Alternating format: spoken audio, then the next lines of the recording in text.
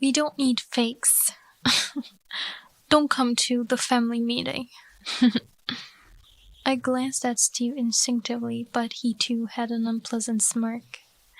Mandy's real mom was so beautiful, not like this washed-up old lady. When I looked sad, Steve seemed annoyed. You were just a nanny, so you're no longer needed. Thanks for your efforts. True, we don't need a nanny anymore. Thanks. Mandy also laughed out loud. At that moment, something in me snapped. After all, Mandy never really thought of me as her mother. And Steve, he only thought of me as a convenient person to take care of Mandy. Those two are not my family. Well, perhaps it's better if the real mom attends the meeting instead of me. I murmured this, and then made a call to someone. I am Rachel Harrison. I turned 50 this year. I have been working at a trading company since I graduated from college. Fortunately, it's a well-known company, so many people know the name. I have been married to Steve for 20 years. I met Steve through an acquaintance's introduction. Feeling rushed as everyone around me started getting married, I begged an acquaintance, introduce me to anyone. When I first met Steve, he seemed very serious. Steve has black hair and wears glasses. His attire is calm, wearing shirts and slacks. I don't like flashy people, so Steve's demeanor was just right for me. After that, we went on many dates. Our dates were just dinner after work. We never went to amusement parks or movie theaters. In fact, it was impossible to even meet Steve on weekends. But I had no complaints. Even a little time with Steve made me happy. Then, 6 months after we met, Steve suddenly proposed. Would you consider dating me with marriage in mind? By then, I had already fallen in love with Steve, so I was very happy about his proposal. So I said, yes, I would love to date you, Steve. I accepted his proposal. Steve was very happy with my answer, and we started dating. Then, before we started dating, he revealed something I didn't know. It was about his child. Actually, I have a child from my previous marriage. Steve said this with a very apologetic look. I was shocked as I didn't know Steve was divorced. The topic of a child was too surprising. I must have shown a lot on my face at that time. But my love for Steve didn't change. So I smiled at Steve. I see. Then introduce me. We'll live together once we're married. I'm so relieved. I was worried you'd hate me if I told you the truth. Thank you, Rachel. Steve said with a very happy face. Then he hugged me. After that, Steve brought his daughter, Mandy, only once. This person will be your new mom. Steve said this and spoke to Mandy. Nice to meet you. I'm Rachel. I greeted Mandy with a smile. However, Mandy did not respond at all. She hid behind Steve and didn't even try to look at me. I'm sorry, Mandy seems shy, Steve said apologetically. It's okay, don't worry about it, I answered. And so my first meeting with Mandy ended just like that. Half a year later, we decided to get married. Since Steve didn't have much money at that time, we decided not to have a wedding ceremony. We just registered our marriage without a honeymoon. If I were a girl who dreamt of marriage, I would surely be upset. Steve apologized earnestly. But having Steve was enough for me, so I smiled and forgave him. It will surely be a happy life with you. I thought about the new married life that was about to begin, but my new married life was always fraught with troubles. The biggest problem was Mandy. Mandy was terribly resistant to living together. Steve and Mandy had lived in a one-room apartment until then, but it was too cramped for us to live together.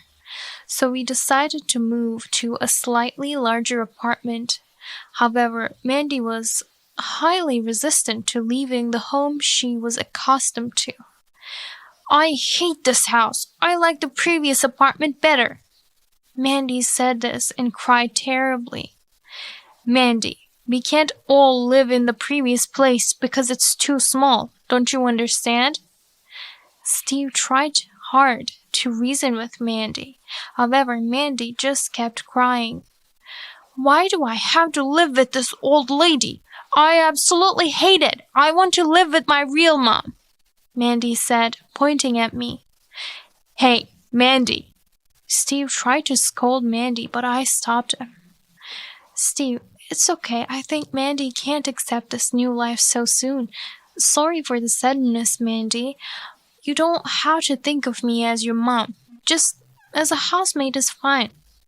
I conveyed this to Mandy with a sincere attitude. "Rachel." Steve looked at me with a concerned expression. Mandy just glared at me in silence. Although Mandy initially had a hostile attitude, her behavior softened over time. At first, she troubled me by saying, "I hate living with such a plain old lady. I'm too embarrassed to tell my friends." However, I understood Mandy's feelings. It must be lonely not to live with her real mother. Mandy was 5 years old when Steve and his ex-wife divorced, so her memories from that time are vague. That's why Mandy always looked at photos of her real mother. "My real mom is beautiful, not like you." Mandy showed me the photo and snickered. Surely Mandy was feeling lonely and was just putting on a brave face. I tried to approach Mandy with patience. Even if Mandy disliked it, I took days off work to always attend school observations. Of course, I also took care of her when she was sick. Sometimes I got snide remarks from my colleagues at work, but I always prioritized Mandy. To avoid being called plain old lady by Mandy again, I studied fashion magazines. However, I couldn't spend freely as I had to manage living expenses. I made do with budget-friendly clothes and coordinated my outfits. On days off, I took Mandy to places she liked. We went to amusement parks and famous sightseeing spots together. I tried to ensure Mandy wouldn't feel lonely. Yet Mandy always called me old lady, annoying. I really wanted to discuss Mandy with Steve. However, Steve was often not at home. He seemed to be busy with work. I once discussed Mandy's issues when Steve was home, but Steve just pushed Mandy's responsibilities onto me. "I'm busy with work. You're Mandy's mother now, so you handle everything. I don't know anything." That was Steve's frequent saying. Despite my worries about Mandy, I had to keep trying on my own. As I continued to search for solutions, Mandy gradually began to change. "Tomorrow's excursion requires a packed lunch." Mandy started to consult me about such things. Now, I was the only mother Mandy had, so I was happy to be relied upon by Mandy. "Leave it to me. I'll make something really delicious." I responded with a smile. "Make sure you include fried chicken," Mandy muttered quietly. I thought such moments made Mandy adorable. If things continued this way, maybe Mandy and I could become like real mother and daughter. I worked hard to build a better relationship with Mandy. Thus, I raised a child for 20 years. Mandy became 25 years old. Now, Mandy is also a working adult. As she grew up, she turned into a striking beauty. Currently, Mandy works in office administration at a small company. One day, "I have something important to tell you." Mandy suddenly brought up the topic during dinner. Her expression seemed a bit shy. "What's up?" Steve asked Mandy curiously. Steve, who often was away from home, happened to be home that day. Maybe that's why Mandy chose to discuss something important. Actually, I'm getting married. It's with a senior from my company. He proposed a little while ago. Mandy reported happily. Really?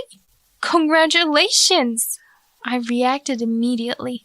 I was genuinely surprised because I had no idea Mandy had a boyfriend.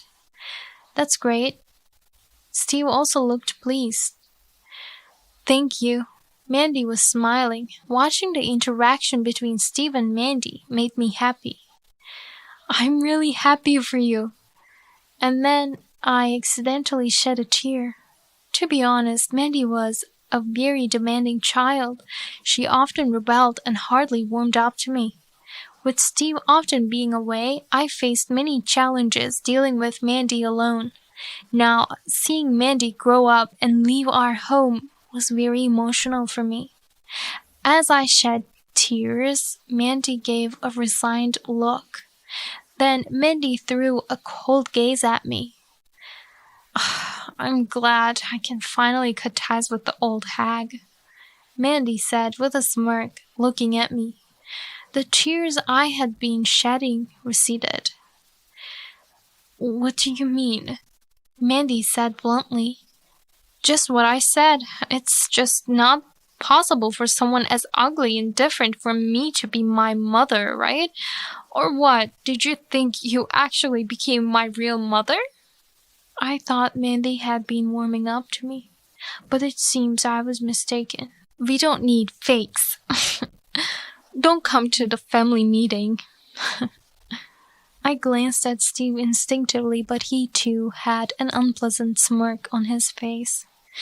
Mandy's real mother was beautiful, unlike this washed-up old lady. Steve, that's awful. I was crushed by a sense of despair. When I looked sad, Steve seemed annoyed. Don't make that face, it's so dreary. You were just a nanny, so you're no longer needed. Thanks for your efforts. Steve said this with a laugh. True, we don't need a nanny anymore. Thanks. Mandy also laughed out loud. At that moment, something in me snapped. After all, Mandy had never really thought of me as her mother. And Steve, he only thought of me as a convenient person for taking care of Mandy. Those two are not my family. Steve and Mandy were cheerfully discussing their complaints about me. I quietly left the living room where they were. Well, perhaps it's better if the real mom attends the meeting instead of me. I murmured this and then made a call to someone. It was a week after Mandy's marriage announcement. Today is the day of the meeting between both families. I wasn't invited, but I secretly came to the venue. The reason was that after announcing her marriage, Mandy had ordered me.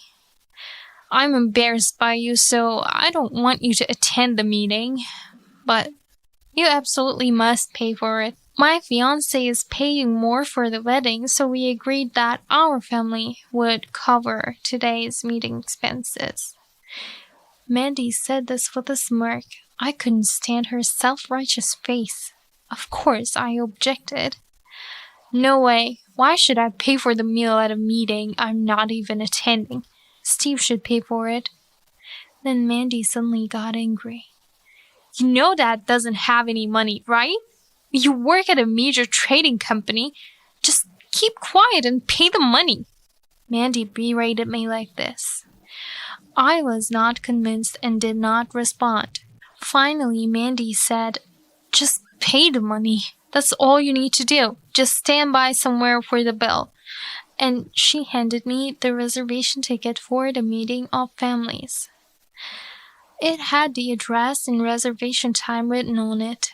And then Mandy holed up in her room. While remembering these events, I was in the room next to where the meeting of both families was taking place. I had asked the venue staff in advance to reserve the neighboring room for me. If I was just needed as a wallet, I figured I should arrive towards the end of the meal. However, I had another purpose in mind. Fortunately, I could faintly hear voices from the next room. I quietly listened in. "I'm sorry that my mother couldn't attend today. She suddenly fell ill." Saying that, Mandy pretended to be demure. Truly insincere. After telling me not to come, she dared to say such things. "I apologize for my life. I will handle everything today." Steve was apologizing to the fiancé and his parents. Steve, too, acting in cahoots. I couldn't believe it, but at this point it didn't matter to me. "There's someone more suitable than me for this meeting," I murmured quietly. Then I called over someone I had contacted in advance. "Please go ahead." That person gave a thumbs up and headed towards the meeting room. "Long time no see, Steve and Mandy." Saying that, Amy, Steve's ex-wife, appeared in the meeting room. "Amy, why are you here?" Steve seemed slightly panicked. The others, not knowing who she was, looked stunned. "I invited her. We don't need fakes, right? I thought it'd be better to bring the real one." Smiling behind Amy, I responded.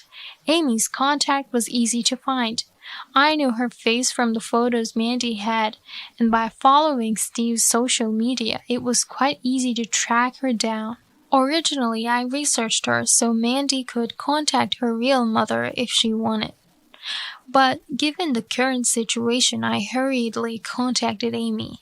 Amy was very surprised when I first reached out via social media. Naturally, anyone would be surprised to suddenly hear from their ex's current wife. However, after I explained the situation, she understood and agreed to come to the meeting. As I explained this, Steve's mood plummeted. Why would you do something like this on your own?" Steve glared at me intensely. Amy looks beautiful but very flashy. She's 5 years younger than me but doesn't look her age at all. Her hair is ash pink, and her outfit is youthful, covered in trendy brands. She seems to care a lot about her appearance and looks at least 10 years younger. It's truly a mystery why someone as serious as Steve married her. While everyone else was frozen, only Mandy reacted. "Mom?" Mandy muttered, probably recognizing her from the photos. Then Amy turned around and said to Mandy, "What, can you not call me Mom? I gave birth to you, but hardly raised you. Plus, I heard about it. You've been verbally abusive to your stepmom, right? Someone who can't be grateful to their parents isn't fit for marriage, you know?" Amy looked at Mandy with disdain and spoke. Mandy was shocked to hear this from the mother she had dreamt of. Then Steve, who had been silent until then, shouted, "Just sitting there, saying whatever you want? It's because you didn't raise Mandy properly that this happened, right? Reflect on it a bit." Steve said this, but Amy casually dismissed it. "It's your fault for cheating all the time, right? Weren't you the one who insisted on taking Mandy's custody because you needed an heir? And how many times did I ask to see Mandy, but you ignored me? In the end, Rachel was the one who mostly took care of her, right? You didn't raise her either." Amy shot a cold glance at Steve. "Dad, what do you mean?" Mandy was disturbed by a story she was hearing for the first time. Then Amy sighed heavily and said, "Well, it's fine. I don't need a daughter who takes for granted a mother who tried hard to raise her for 20 years, but your fiancé is going to marry you, right?" Amy chuckled. Mandy was clearly shocked by Amy's words. The fiancé's face also turned pale. The fiancé's parents, seemingly wanting to leave early, were pulling at his sleeve and whispering to him constantly. I don't need Mandy and Steve either. After all, Steve, you're cheating right now, aren't you? I calmly dropped the bombshell. Actually, I hired a private detective to investigate Steve's affairs. The results were damning. According to the private detective, he was dating two girls at the same time, both from his company. As I explained this, showing the results from the detective, Steve's face visibly paled. Well, if you're dating two people at once, you can't really come home, can you? Being popular must be tough. I said this with a smile, and Steve got down on his knees begging. Please, keep this quiet at the company. If this gets out, what will happen to me? Sweat was beading on Steve's forehead. By this time, the fiancé and his parents had already said, "Excuse us," and left the room as if fleeing. The fiancé had a proper demeanor, and he surely wouldn't want to deal with a scandal-ridden partner like Mandy. Wait! Mandy desperately tried to stop her fiancé, rushing out of the room after him. Steve's company is a small IT firm. If the people at his company found out, he would definitely feel uncomfortable. However, I made a ruthless declaration. It's impossible. I've already made some calls to your friends. Just wait until Monday. What? Steve was stunned by my declaration. Oh no, scandal on a Monday. That's hilarious. Amy was laughing, holding her stomach. Steve approached me. Can't you do something now? We're still married, right? Steve was pleading with me, but it was too late. We're getting a divorce. I have all the evidence, and I'll be asking for compensation, so be prepared. As I responded, Steve slumped his shoulders. In the end, Mandy's engagement was broken. The fiancé had adamantly refused to continue. I misjudged Mandy. To take such a horrible attitude towards her step-parent? Not even grateful? The engagement is off. Just consider us colleagues at the company from now on. The fiancé had sternly declared this to Mandy. There had been such a debacle at the meeting between families. The breaking off of the engagement was inevitable. And then Mandy resigned from her company. Being there meant facing her former fiancé every day. That was too much for her mentally. As a result, she quit her job and is now a shut-in at home. Truly a case of reaping what one sows. Not long after my divorce from Steve was finalized, Steve repeatedly expressed his desire for reconciliation. Please, can't we start over? Our current home is rented, and I hardly have any savings. I've been fired from my job, and without it, I can't manage to live.